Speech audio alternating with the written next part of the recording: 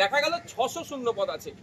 মানে একদিকে বলছে যে এসআইআর হতে দেবো না, আর উল্টো দিকে চিফ সেক্রেটারি নির্দেশ দিচ্ছেন দ্রুততার সাথে এসআইআর যাতে হয়, সেই জন্য 600 শূন্য পদ পূরণ করতে হবে। তো আমার বক্তব্য আপনাদের মাধ্যমে যে তৃণমূল কংগ্রেসের এই দ্বিচারিতাকে একটু দেখুন।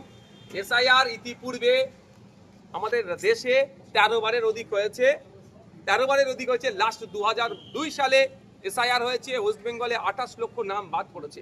তবে হ্যাঁ, আজকের এসআইআর নিয়ে যে রাজনৈতিক টানাপোড়েন চলছে, যে রাজনৈতিক ফায়দা নেওয়া চলছে, এটাকে আমরা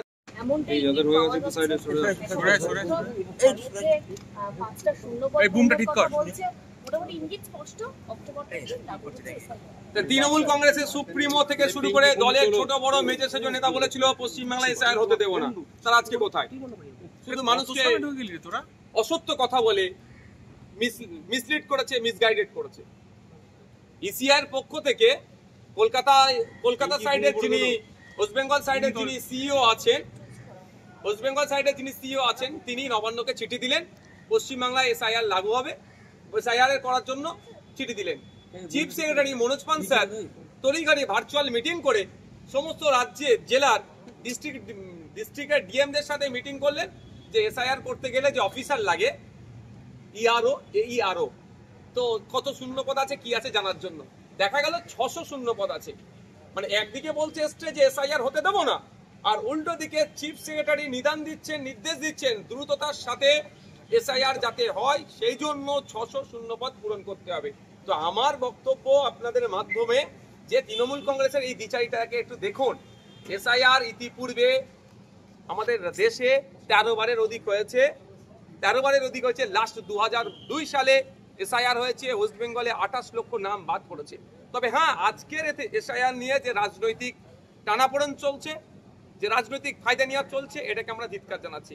আমরা চাইবো যাদের ভোটার লিস্টে ডবল নাম আছে তাদের নাম বাদ পড়ুক, যাদের পুরো যারা মারা গিয়েছে ভোটার লিস্টে এখনো নাম আছে তাদের নামগুলো অমিট হোক, এখান থেকে শিফট করেছে যেখানে বোথ জায়গায় প্লেসে নাম আছে সেগুলো অমিট হোক এবং নতুন নাম ইনক্লুড হোক। তবে হ্যাঁ, যেভাবে বিহারে এই ইসিআই যে নোংরামি করেছে, জীবিত মানুষকে মৃত দেখিয়েছে, যদি ওটা করে আমরা এআরও গুলোকে নজর রাখবো।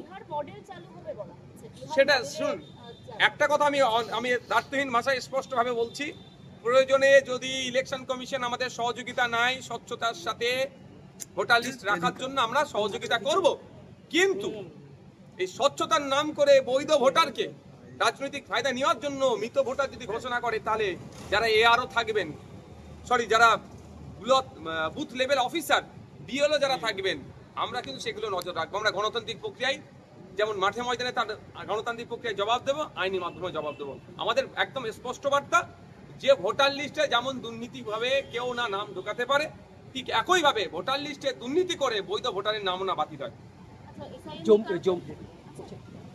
জম্মু কাশ্মীরের বিধায়ক মেহরাজ মালিককে পিএসএ আইনের আওতায় এসে গ্রেফতার করেছে, কি বলবেন বিষয়টা?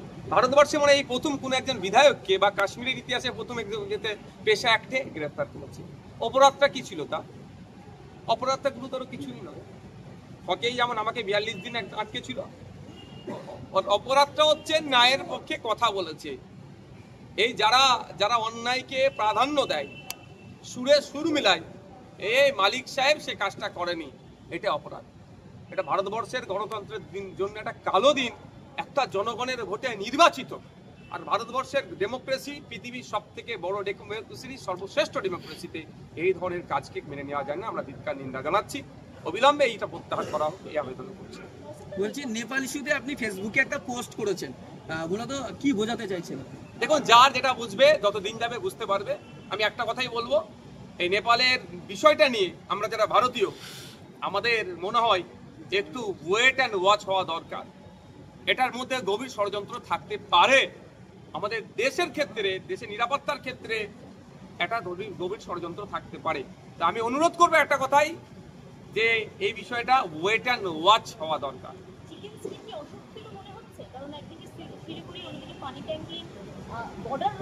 আমি এতটুকু কথা বলবো, আমাদের সেনারা আছে, তারা যথেষ্ট। তবে এতটুকু অনুরোধ আমার, আমাদের সেনাদেরকে নিয়ে রাজনীতিটা বন্ধ হোক। আমাদের সেনারা আমাদের চিকেন লেগ থেকে শুরু করে মানে চিকেন নেক, হ্যাঁ নেক বলেছি, আবার এটাকে নিয়ে আবার বিতর্ক তৈরি হবে। চিকেন নেক থেকে শুরু করে প্রতিটা জায়গায় তারা তাদের যা ক্ষমতা যা আছে তাদেরকে যে ফিরিয়ে খেতে দেয় সব বুঝিয়ে দেবে। তবে আমি আবারও রিপিট করছি, নেপাল নিয়ে এই একটা নির্বাচিত সরকারকে দেশ থেকে তাড়িয়ে দিয়েছে, সরকার হেলিকপ্টার চড়ে পালিয়েছে, এইটা নিয়ে যারা করছেন একটু এর ব্যাকগ্রাউন্ডটা দেখুন। এটা আমার দেশের জন্য, আমার সর্বপ্রথম আমার পরিচয়, আমি ভারতীয়, তারপরে আমি আইএসএফ এর নেতা, তারপরে আমি সংযুক্ত মোর্চার বিধায়ক, আমার প্রথম পরিচয় আমি ভারতীয়। সুতরাং আমি একজন দায়িত্বশীল ভারতীয় নাগরিক হিসেবে বলছি, এটা নিয়ে আমাদের অত উৎফুল্ল হওয়া, উত্তেজিত হওয়া আমার মনে হয় এখনই ভুল হচ্ছে। এটার আন্তর্জাতিক কোনো চক্রান্ত থাকতে পারে, মেবি আমার দেশকে কোণঠাসা করার জন্য। আজকে দেশের একটা যে প্রধানমন্ত্রী চলছে তার সাথে আমার বনিমানা হয় না, তার নীতির আমি চরম বিরোধী, তার আমি বিরোধী, কিন্তু দেশটা আমাদের। কালকে ওই চেয়ারে যে কেউ বসার ক্ষমতা রাখে, এশিয়ায় সংবিধান সেই পাওয়ারটা দিয়েছে, ভোটে যদি মানুষ তাকে চায়। সুতরাং তার জন্য আমি আমার দেশের কোনোভাবেই বিপর্যয়ের দিকে চলে যাক, ক্ষতি হোক, এটা আমি চাইবো না। কি ধরনের ষড়যন্ত্রের গন্ধ পাচ্ছেন? সময় কথা বলবে, আমি তো ইন্টারন্যাশনাল বেশি না, কিছু কিছু জানতে পারছি, সময় দেখবেন। আমেরিকা আবার বন্ধুত্ব করার চেষ্টা করছে, এদিকে ভারতের পার্শ্ববর্তী দেশগুলো সেগুলো জর্জরিত হয়ে আছে বিভিন্ন গন্ডগোলের মধ্যে, মানে মার্কিন অনুকূলী ফলন দেখছেন। দেখুন, মার্কিন সাম্রাজ্যবাদীরা সবসময় আমাদেরকে শোষণ করতে চেয়েছে, আমাদের সাথে বন্ধুত্ব করার জন্য হাত বাড়াচ্ছে, অনেক আগে হাত বাড়াতো, কিন্তু আমাদের উপরে যখন একের পর এক যখন ট্যারিফ বসাতে লাগছিল, যদি আমরা জবাব দিতাম না তখন ওরা হাঁটু করে বসতো।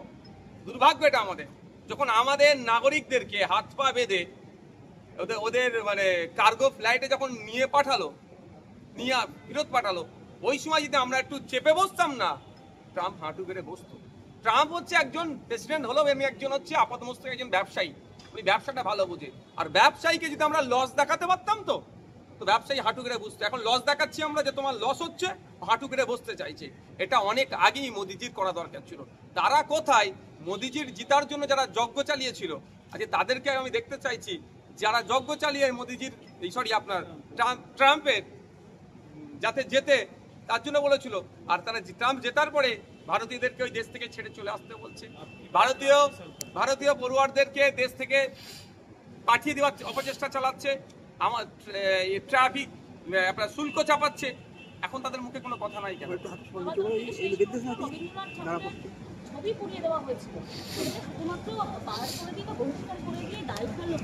না, অ্যারেস্ট করেছে ছেলেটিকে, আমি এতটুকুই বলবো।